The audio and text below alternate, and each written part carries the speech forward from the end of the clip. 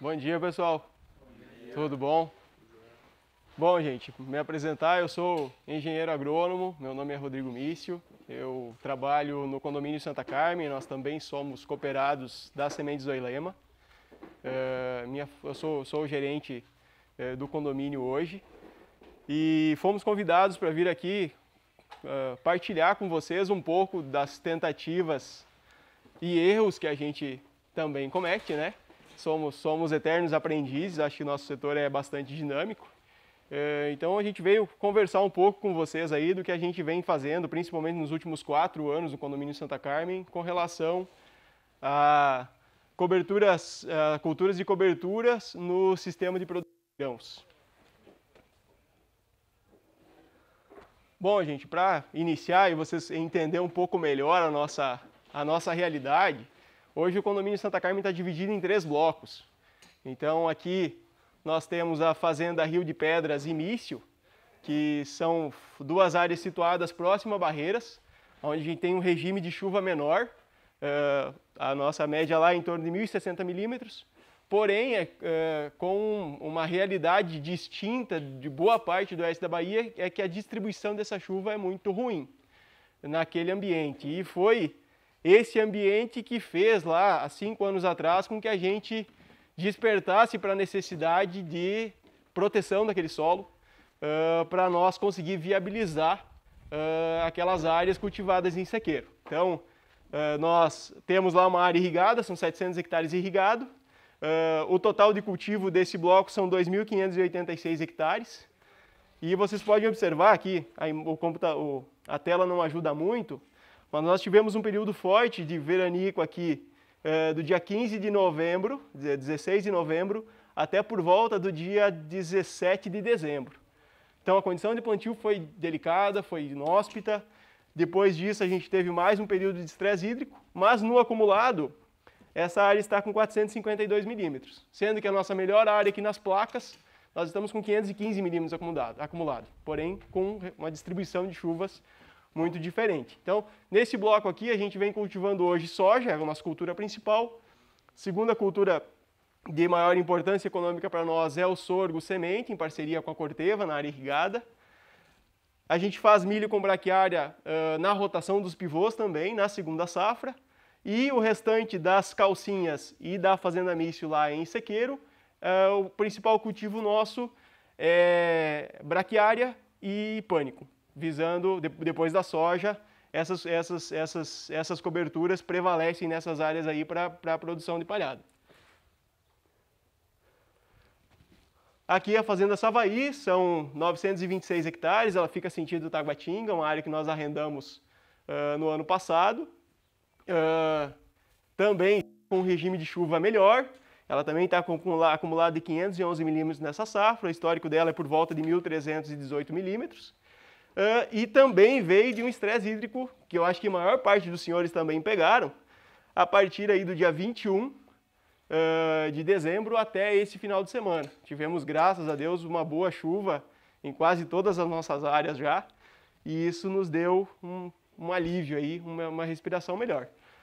Nessas áreas, nosso principal cultivo é soja também, e na segunda safra aqui a gente trabalhou no ano passado com braquiária brisanta, a piatã, com rosizienses e com mombaça. Nesse ano a gente vai entrar pós-soja com milheto nas áreas mais velhas e com braquiária rosiziense nas áreas mais novas.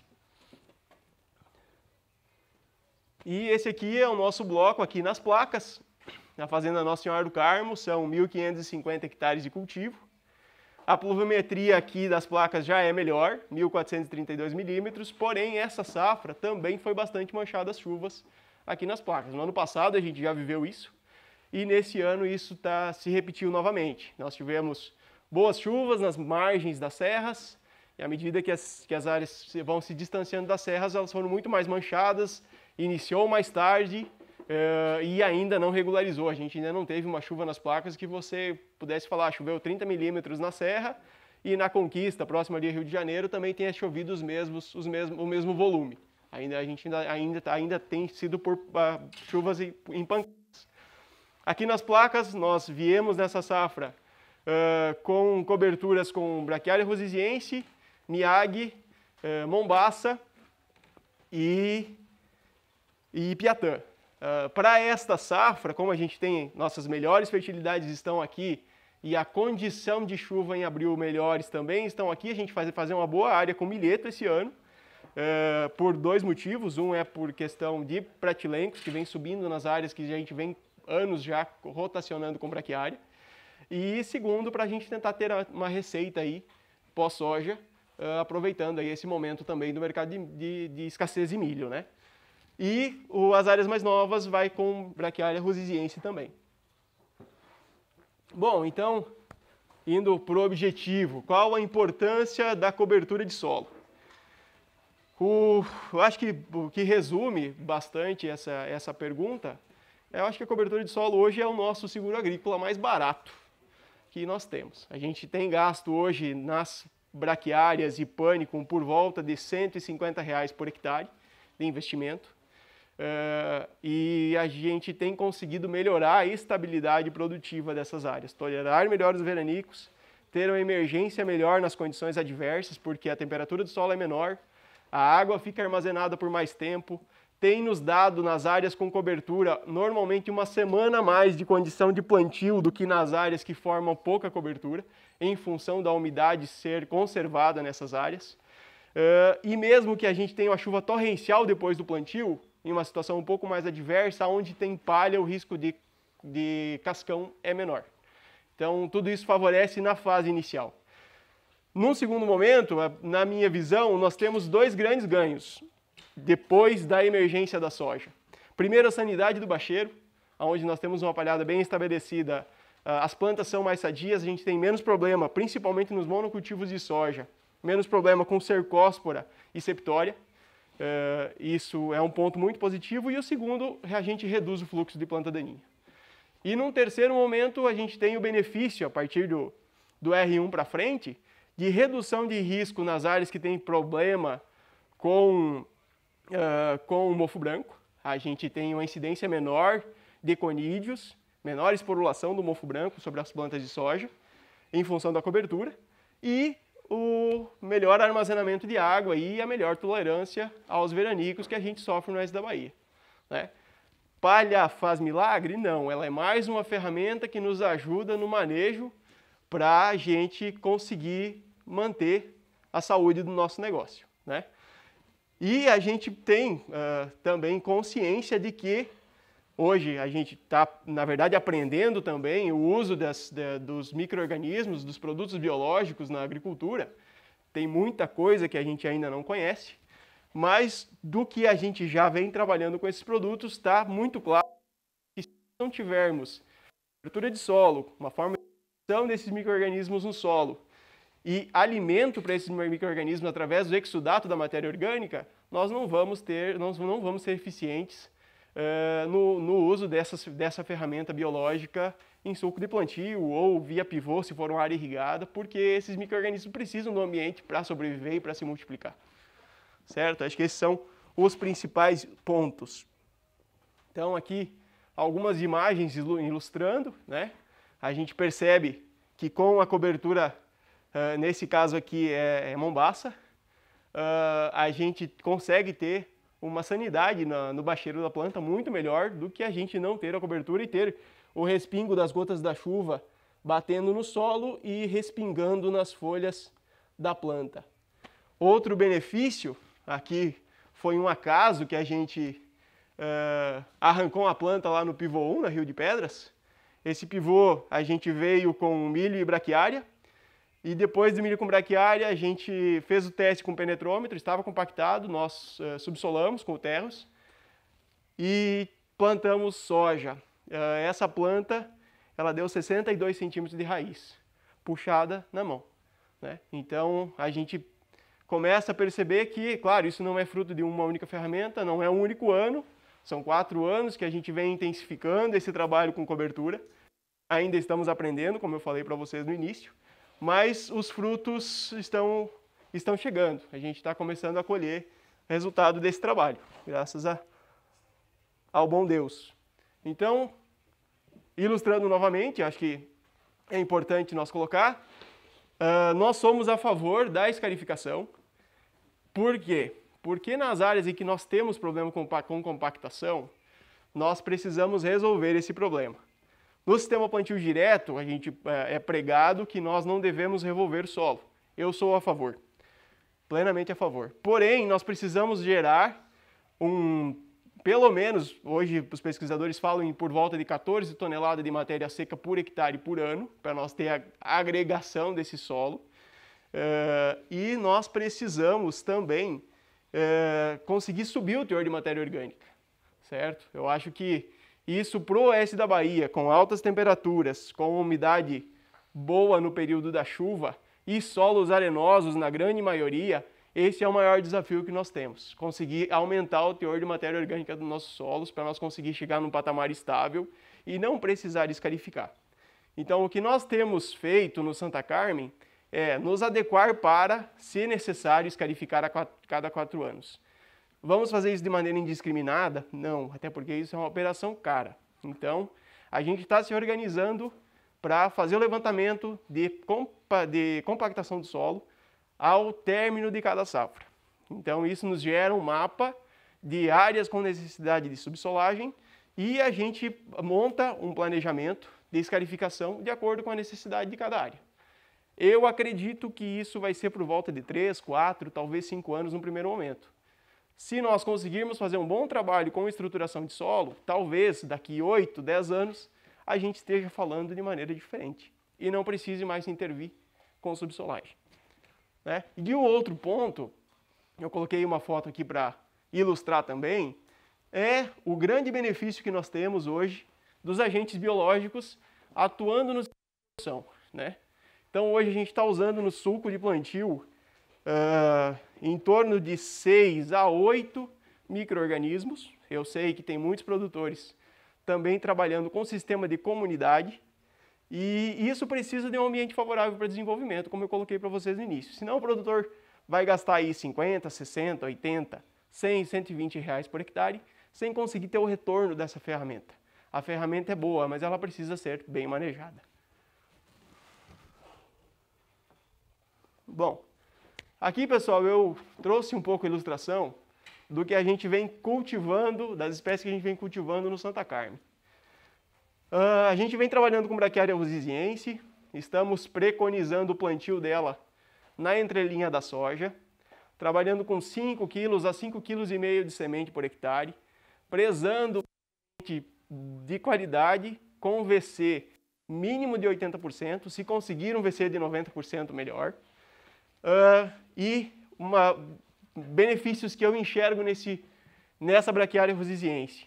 Ela tem o menor fator de reprodução de pratilencos, isso é importante para o nosso, ela precisa estar no sistema de rotação. Ela forma um colchão do solo. Nas situações adversas que a gente teve nessa safra, de dificuldades de chuva no momento de plantio, nas áreas em que nós tínhamos rusisiense, a emergência foi mais uniforme. Nas áreas em que nós tínhamos pânico, mombaça, a cobertura do solo não é tão regular quanto onde há rusisiense. Então você tem muitos locais do solo que fica, por mais que você passe o rolo faca, fica coberto por uma camada de folha, porém essa camada de folha é muito fina.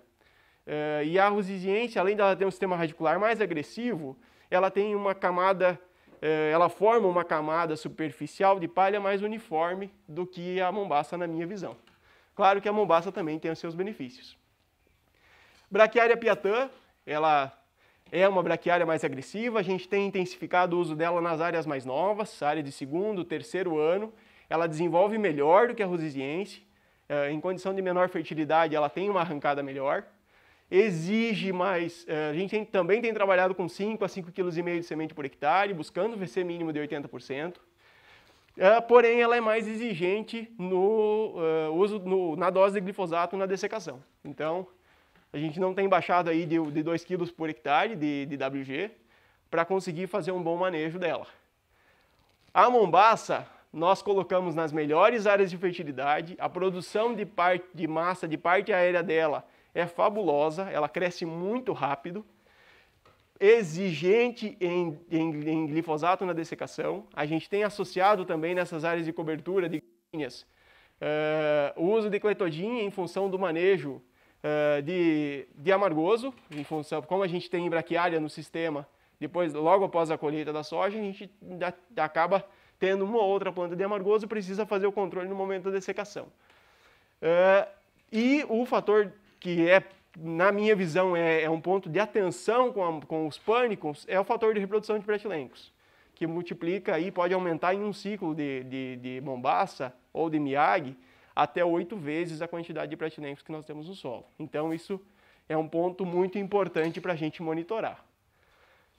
Crotalária ocroeuca nós temos cultivado nos pivôs em situações em que o nível de nematóide aumenta, né? A gente monitora hoje nos pivôs a população de nematóide a cada ciclo produtivo, então isso faz com que a gente entre com ele em alguns momentos também. E o milheto, a gente está colocando ele nas condições, neste ano em específico, em função de uma possibilidade de colheita de parte dessa área, e nas condições de pressão maior de pretilencos também. Então, a gente está trazendo o milheto para o sistema para nos ajudar nesse manejo. Estamos posicionando aí entre 12 e 14 sementes por metro, visando colheita de grão de parte dessa área. Bom, aqui eu trouxe uma tabela com a problemática do pretilencos. Eu acho que isso é uma preocupação que vem nascendo para nós no Santa Carmen do ano passado para cá. Nós tínhamos problema em algumas áreas com nematóide com meloidógena incógnita, nematóide de galha. Essa pressão diminuiu. Nós temos problema com cisto, que vem sendo estável, porém, hoje a gente tem mais ferramentas para trabalhar cisto do que no passado. A gente tem cultivares com ampla resistência, cultivares que vêm respondendo melhor. E nós também temos pretilencos que já é natural do solo do cerrado. Então, a gente precisa monitorar e ficar atento a esse nematóide. Então, aqui, nesse trabalho desenvolvido pela Embrapa, demonstra que a brisanta, cultivar Piatã, multiplicou, tem um fator de reprodução no ano de 2011 de 4 vezes, fator de reprodução em 2012 de 1,35. O pânico máximo, fator de reprodução de 8,15 no ano seguinte, 2,6. E o milheto, nesse caso a DR300, fator de reprodução de 1,33 no ano de 2011 e repetiu o trabalho em 2012, dando 0,26. Então a gente percebe que é delicado para os porque nós também não temos dados consistentes de multiplicação de um ano para o outro. Ele muda o comportamento dele do ano A para o ano B. E nós precisamos estar atentos para isso, para nós não ter problema no ano C, quando a gente entra com a cultura da soja em cima dessa cobertura. Aqui é um resultado de análise de nematóide da nossa área, da Fazenda Rio de Pedras. Aqui está contemplando 3 pivôs. Até 4 anos atrás nós tínhamos um problema muito sério com meloidógena incógnita nessas áreas. Ele ainda persiste. O nematóide está lá, a gente convive com ele. Porém, a gente percebe que a pressão de nematóide de galha diminuiu muito. Vem subindo agora no pivô 6 baixo, uma banda de um pivô. Porém, comparado com as análises anteriores, a gente observa que o pretilencos vem subindo, embora que ele esteja muito baixo. E o que foi novo para nós e nos trouxe um aprendizado é que, à medida que a gente melhora o manejo, está aumentando os nematóides de vida livre. Esses nematóides, eles não são fitófagos, eles não se alimentam de plantas, e alguns comem os nematóides, que são parasitas das plantas, e competem por espaço. Então, é mais um inimigo que nós temos no solo que precisa ser estimulado e que pode também contribuir para nós conseguirmos conviver com os nematóides que a gente tem aí, que em alguns casos pode nos trazer prejuízo.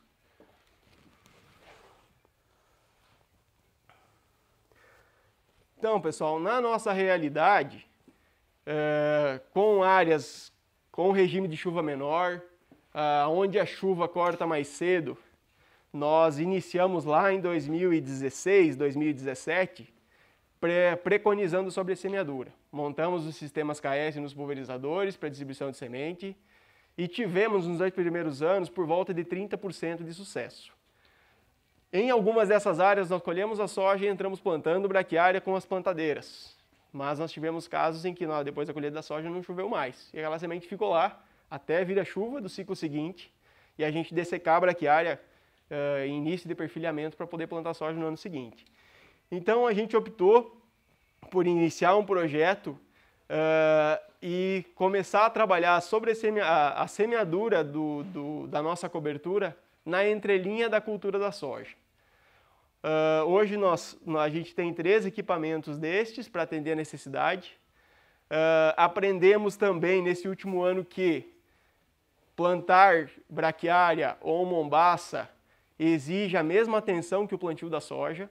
Nós não podemos fechar os olhos, iniciar o plantio na segunda e parar no sábado sem verificar se a umidade está ok, se aquela semente tem condição de nascer ou não. Se está em meia umidade e vier um veranico depois, essa semente também não nasce. Então a gente precisa ter um cuidado muito, estar muito atento a esse processo de semeadura para que a gente garanta o estabelecimento dessa cobertura. Isso também não é uma atividade barata, o produtor tem um dispêndio de recurso para conseguir pôr essa cobertura no solo. Ele só vai colher o fruto disso no ano seguinte, se a cobertura for bem feita. Então, aumentamos o espaçamento da entrelinha da soja para 55 centímetros e em grande maioria das áreas estamos trabalhando com regulador de crescimento, 1, 2 aplicações, dependendo da necessidade, para permitir a entrada desse equipamento fazendo essa semeadura. Essa imagem ao fundo é da área nossa lá, próxima a Barreiras, 15 dias após a colheita da soja. Então a gente percebe que, como a braquiária é plantada, ou o pânico é plantado, o desenvolvimento radicular dessa semente é maior, é mais rápido e a gente tem menos risco de secar a radícula dessa semente de braquiária enquanto ela não alcançou o solo. Outro ponto, à medida que a gente vai acrescentando palhada no sistema, a sobressemeadura faz com que essa semente, que se for braquiária pior, fica sobre a massa de palha e ela não consegue emitir a radícula e chegar no solo a tempo. E essa semente acaba apodrecendo ou apodrecendo a radícula antes que ela tenha sucesso de se fixar. Não descartando a sobressemeadura. Então, situações ela serve, ela cabe, a gente também usa, mas a gente tem que estar ciente dos riscos. Precisamos fazer a sobressemeadura, ter umidade no solo, ter pelo menos uma semana com essa umidade prevalecendo no solo para essa plântula de braquiária ou de pânico conseguir se estabelecer. Essa é uma foto do equipamento que a gente desenvolveu da semeadora para trabalho na entrelinha. Essa é uma plantadeira de 18 linhas. Consegue hoje no piloto automático, trabalhando em 2 turnos, fazer aí seus 50, 60 hectares por dia.